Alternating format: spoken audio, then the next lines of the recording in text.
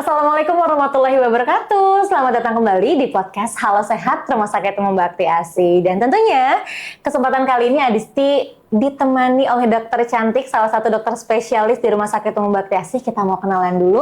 Halo dok, selamat pagi. Pagi. Boleh dong dok, kenalan dulu sama para sobat sehat dong. Boleh. Halo, selamat pagi sahabat sehat. Perkenalkan, saya Dr. Yaze, spesialis gizi klinik di Rumah Sakit Bakti Asi. Nah, tadi sudah ada spesialis gizi klinik. Nah, berarti hari ini kita akan membahas seputar dunia nutrisi gitu ya dok ya. Karena temanya hari ini adalah tetap fit di tengah kesibukan, strategi gizi untuk pekerja aktif yang hobi olahraga.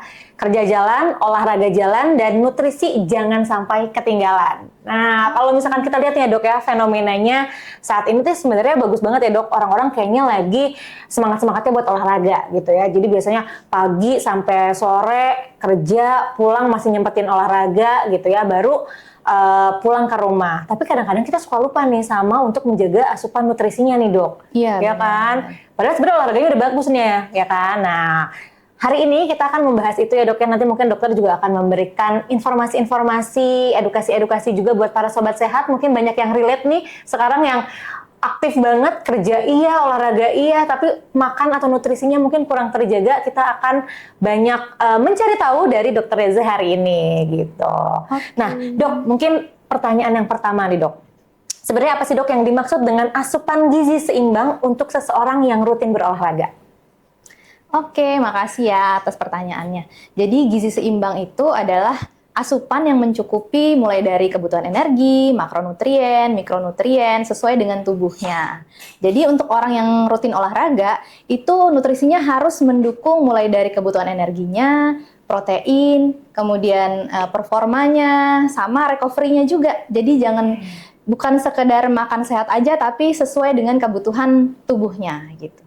Oke, jadi memang semuanya harus disesuaikan dengan kebutuhan tubuhnya gitu ya dok ya? Iya, betul. Nah, tapi kenapa sih dok gizi ini memegang peran penting menunjang performa olahraga? Tadi kan dokter menyinggung tentang performa olahraga nih gitu ya. Nah, kenapa dok gizi memegang peran penting dok? Iya, jadi makanan itu kan adalah sumber energi utama ya untuk tubuh kita. Jadi kalau misalnya kita kekurangan nutrisi, udah pasti performanya akan turun, gampang capek gitu.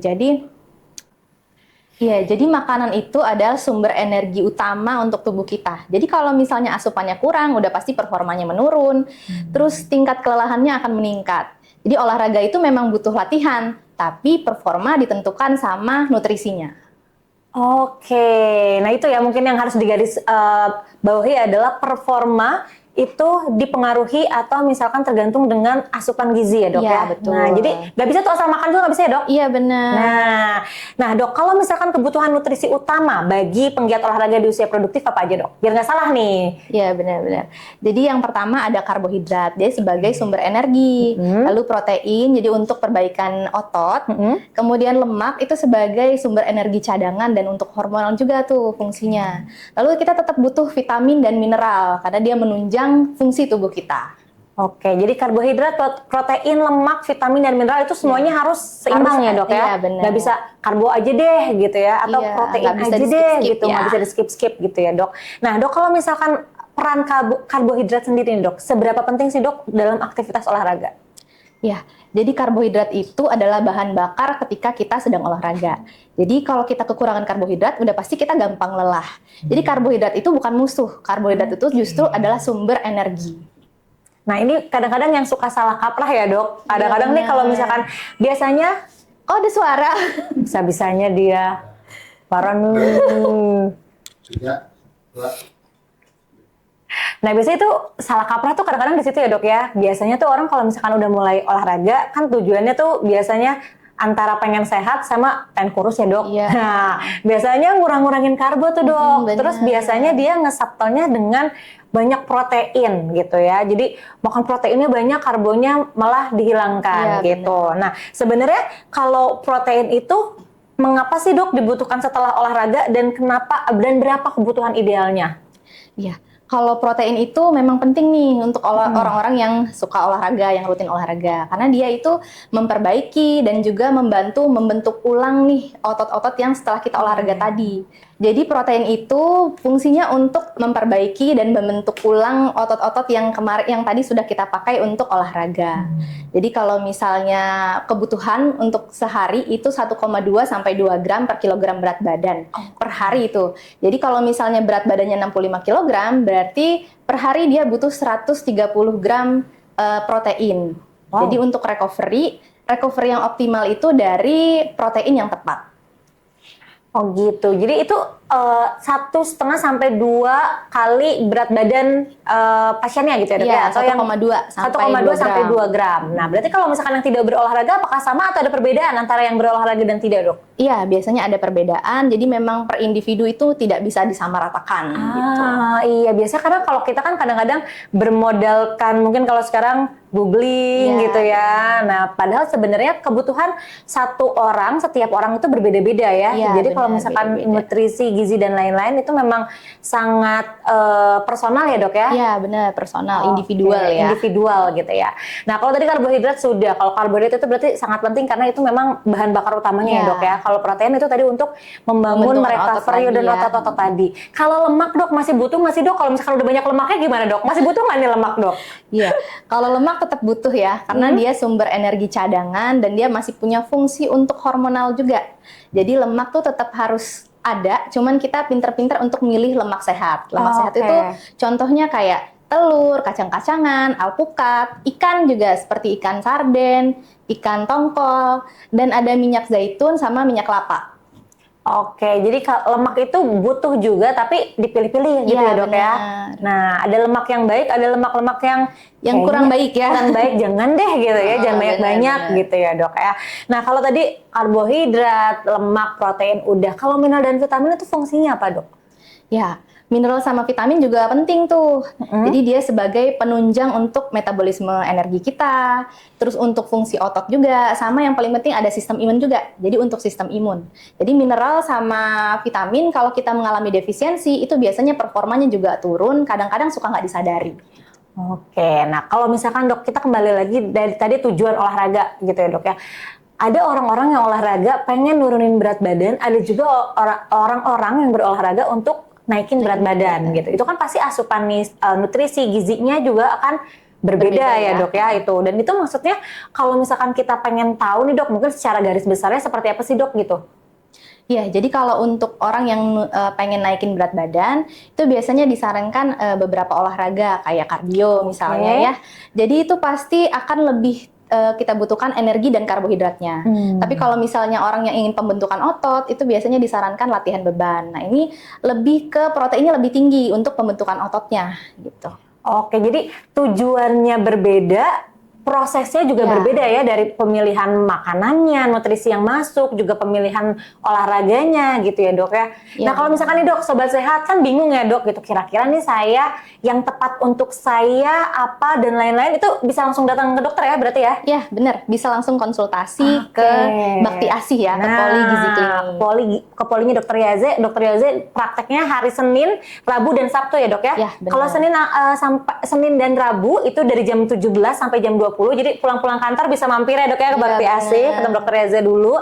Atau kalau hari Sabtu dari jam 10 sampai jam 13. Jadi kalau liburnya di hari Sabtu, baru sempat hari Sabtu bisa langsung ketemu dokter Yaze, konsultasi dulu supaya jadi terarah ya dok ya, tujuannya mau apa gitu. Kadang-kadang kan kita udah capek-capek olahraga tapi nutrisinya, makanannya juga nggak dijaga, jadinya tidak sesuai dengan target, mungkin jadi seperti kurang itu optimal kurang ya. optimal. Nah jadi mungkin para sobat sehat yang masih kebingungan, mungkin kalau misalkan untuk sudah punya target tapi bingung mencapainya seperti apa, mungkin bisa langsung konsultasi sama dokter Yaze ya dok? Ya benar, sangat terbuka untuk konsultasi. Nah, dan tentunya juga bukan cuma orang-orang yang berolahraga dan lain-lain ya dok. Kalau misalkan mungkin yang punya penyakit yang memang harus, misalkan seperti yang penderita Gula darah, diabetes dan lain-lain gitu, harus ada diet-diet tertentu gitu ya dok ya? Nah. Benar-benar, setiap ada komorbid penyakit pasti ada dietnya lagi, diet tertentu. Jadi nggak semuanya sama. Kembali lagi kalau untuk gizi ini memang sangat personal ya, jadi sangat individual. Jadi nggak bisa tuh dok, misalkan ya saya datang ke dokter, terus teman saya nyontek punya saya, nggak bisa ya dok? Oh iya, nggak bisa. Nah itu kadang-kadang tuh biasa kalau kita ya dok, zaman sekarang kan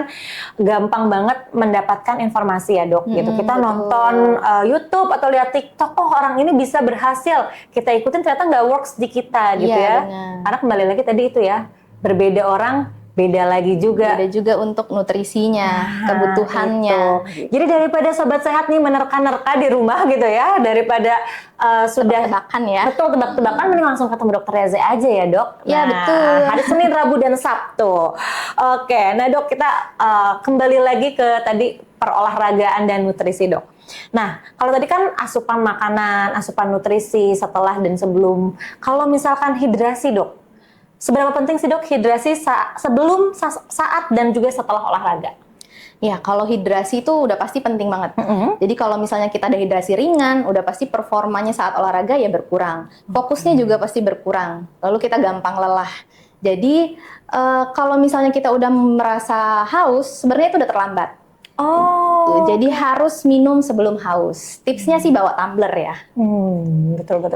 Nah, kebetulan saya lari juga nih, Dok. Saya tuh lumayan sering lari gitu ya. Nah, biasanya tuh kan kita suka bawa air ya gitu ya, minum dan lain-lain. Berarti kalau jangan tunggu haus baru minum ya? Iya, benar. Kalau hidrasi itu. Benar. Jadi harus udah minum dulu nih, jangan tunggu haus. Berarti sudah terlambat, sudah ada hidrasi ringan jadinya. Oke, berarti haus itu menunjukkan salah satu gejala dehidrasi ringan, ya, berarti, Dok, bisa dikatakan. Ya, betul. Gitu. Nah, jadi sobat sehat yang biasanya kalau kardio kan biasanya keringetannya lumayan ya, Dok. Benar-benar. Tetap harus ada hidrasinya. Karena kalau udah haus itu sudah masuk ke gejala dehidrasi ringan gitu ya, salah satu gejalanya.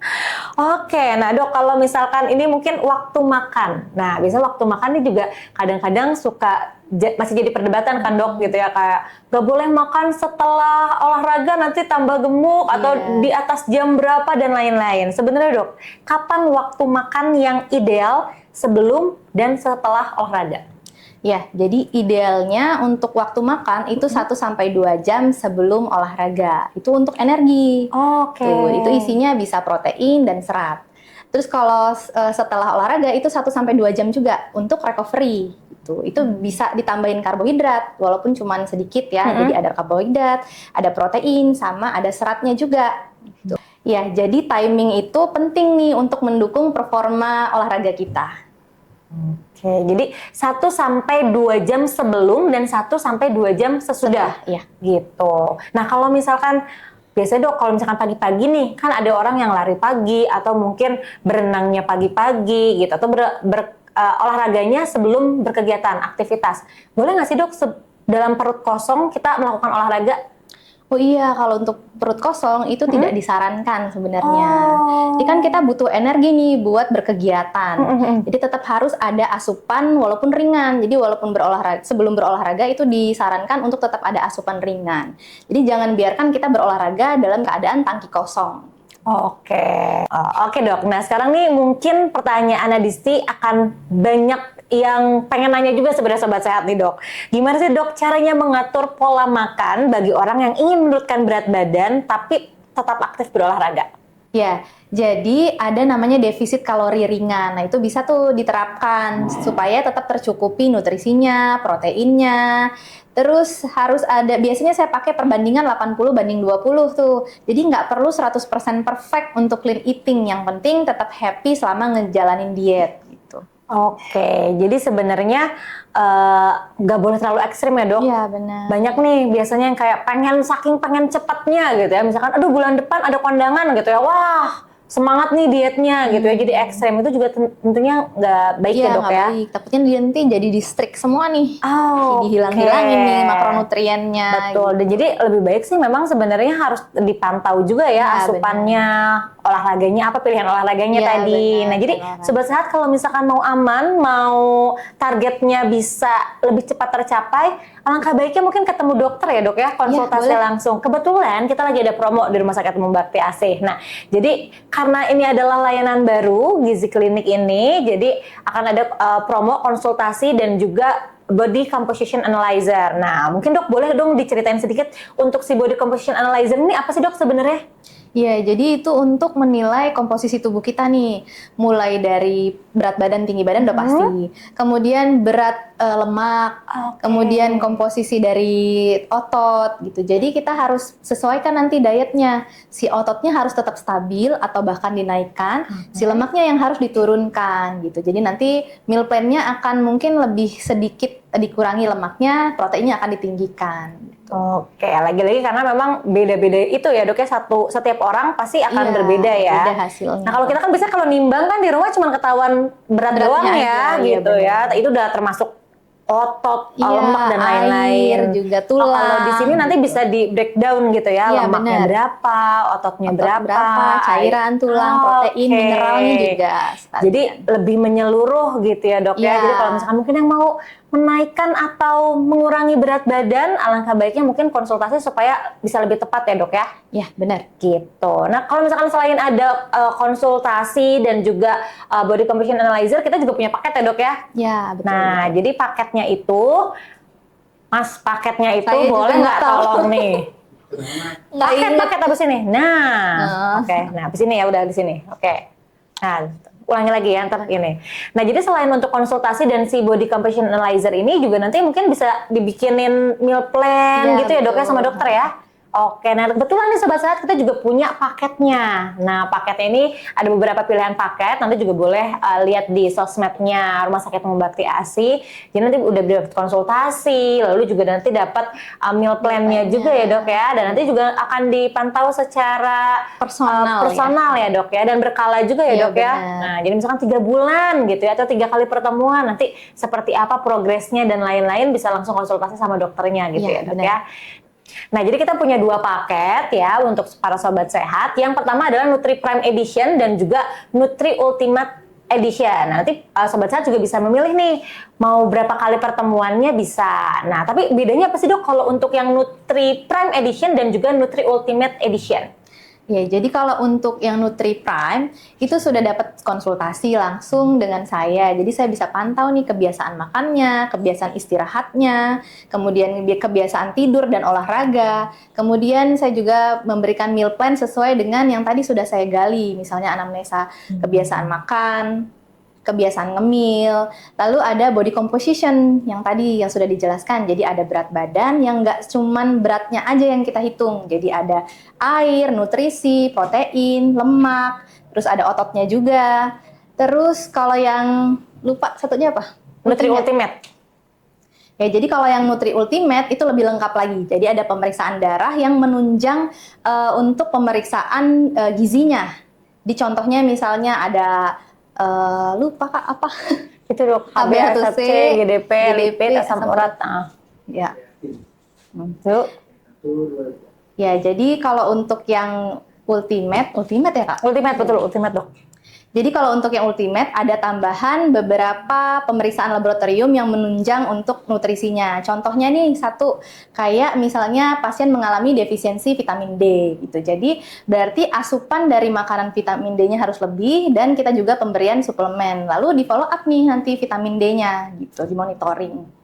Oke, jadi nanti itu ada 2 pilihan paket yang bisa dipilih sama sobat sehat. Nanti kalau misalkan, aduh masih bingung nih mau ngambil paket yang mana, boleh konsultasi aja dulu ya dok ya. Betul. Nah, jadi nanti kayak, oh kayaknya yang ini ambilnya paket yang light aja, atau misalkan yang medium atau yang intensif, seperti itu sobat sehat. Jadi jangan lupa, Senin, Rabu, dan Sabtu, Dr. Yaza ada di Rumah Sakit Umum Bakti ASI. Kalau Senin dan Rabu itu dari jam 17 sampai jam 20, kalau hari Sabtu dari jam 10 sampai jam 13. Nah, jadi silahkan kira-kira mau hari Sabtu, hari libur, atau mungkin pulang kerja boleh juga ya dok ya, kata Dr. Yaza ya.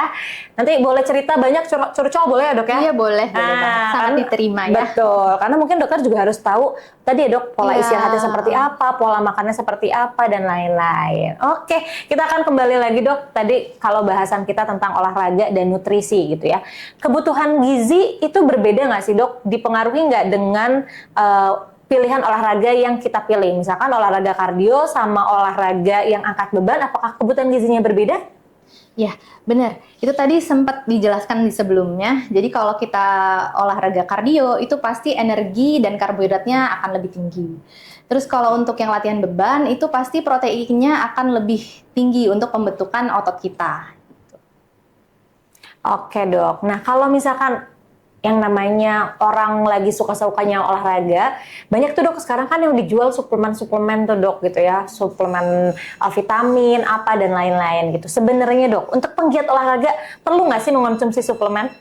Ya, kalau untuk suplemen itu sebenarnya tidak wajib ya. Jadi kalau misalnya dari konsumsi, dari makan kita aja sudah melengkapi dari mikronutrien itu nggak perlu lagi nih ada tambahan suplemen. Jadi tetap food first, suplemen second. Gitu. Oke, itu ya yang harus digarisbawahi, food first, suplemen second, Ya, gitu ya, Dok betul. ya. Oke.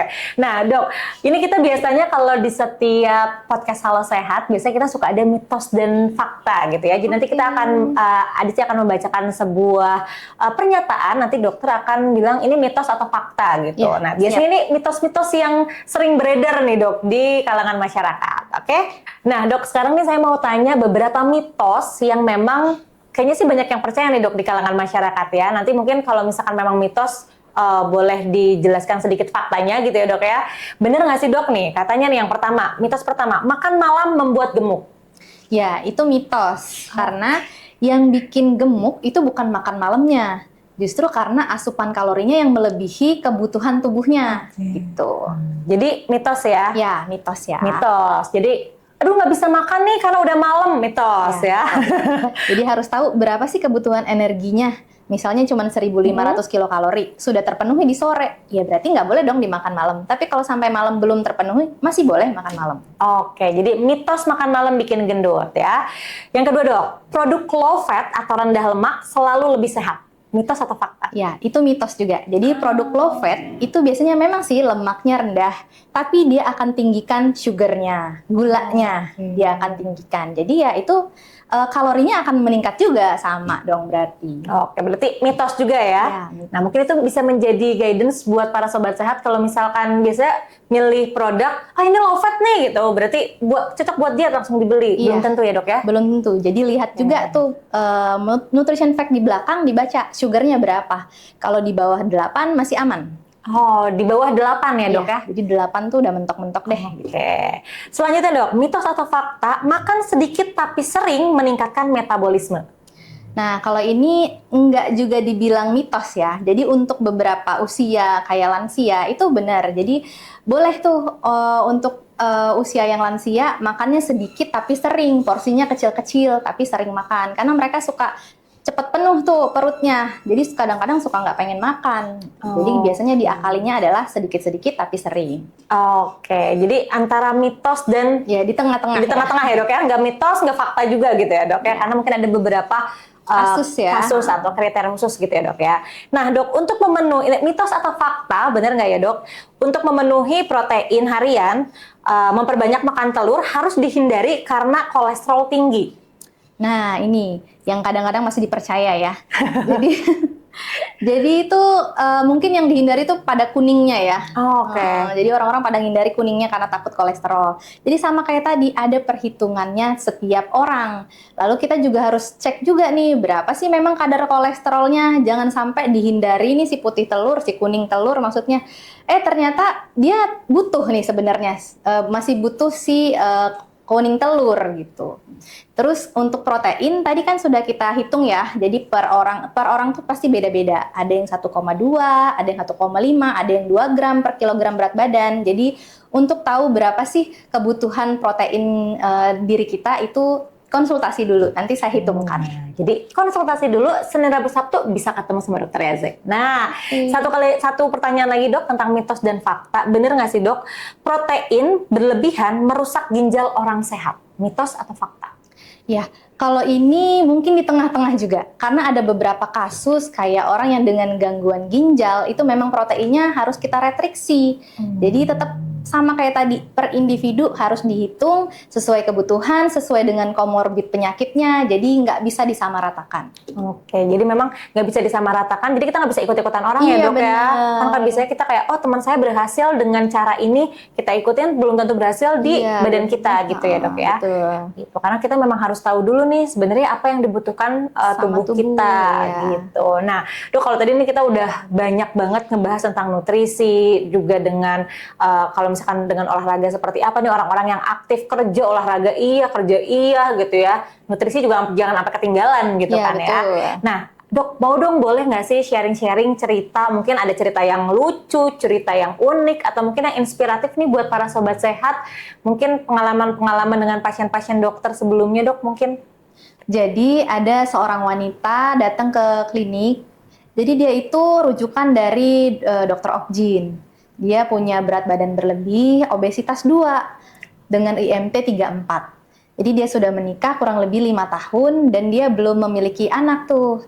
Jadi setelah dilakukan pemeriksaan sama dokter objinnya, dia mengalami PCOS. Jadi oleh saya itu dipantau mulai dari nutrisinya, berat badannya mulai berangsur-angsur turun. Jadi setelah 3 bulan itu dia pola makannya sudah baik, pola hidupnya juga sudah mulai lebih sehat. Nah, di bulan keempat itu dia kasih kabar bahwa dia mengalami kehamilan. Wow. Gitu. Jadi lumayan terharu nih saya waktu dia kasih kabar di bulan kelima dia kontrol lagi untuk nutrisi pada ibu hamil. Gitu. Jadi kita berkesinambungan nih konsultasinya. Jadi memang di situ bisa terlihat bahwa nutrisi dan gizi yang seimbang dan juga tepat itu sangat mempengaruhi ya dok ya? Iya benar, karena ada gangguan hormonal kan, karena dia berlebihan lemak, ada inflamasi juga. Jadi akhirnya ya kita perbaiki dari nutrisinya. Nah, mungkin juga para sobat sehat mungkin ada yang mengalami pengalaman yang serupa tapi mungkin belum menemukan solusinya, mungkin bisa langsung ketemu dokter Yaza ya dok ya? Iya boleh, kita curhat-curhatan. Nah benar, bisa menemukan solusinya bersama gitu ya dok ya? Oke dok, nah kita udah ngobrol panjang kali lebar ya dok ya hari ini, dan tentunya juga banyak informasi-informasi gitu ya, dan fakta-fakta juga nih yang mungkin kita jadinya baru tahu nih, yang tadi banyak mitosnya ternyata yang ternyata kita selama ini salah memahami gitu ya, salah mempercayai ya. Betul, kayak makan malam bikin gemuk, ternyata tidak ya gitu. Jadi jangan takut makan malam, tapi takutlah makan berlebihan gitu ya dok ya. Nah mungkin dok untuk menutup perjumpaan kita pada kali ini, ada nggak sih dok tips sederhana yang bisa dokter sampaikan kepada para sobat sehat yang diterapkan supaya sobat sehat ini kebutuhan gizinya tetap terpenuhi saat rutin berolahraga dan juga aktif dalam kehidupannya masing-masing? Jadi yang pertama pasti makan teratur, pilih gizi yang seimbang, hidrasi itu juga penting, dan yang paling penting lagi konsisten. Jadi nggak perlu sempurna, yang penting bisa dijalani.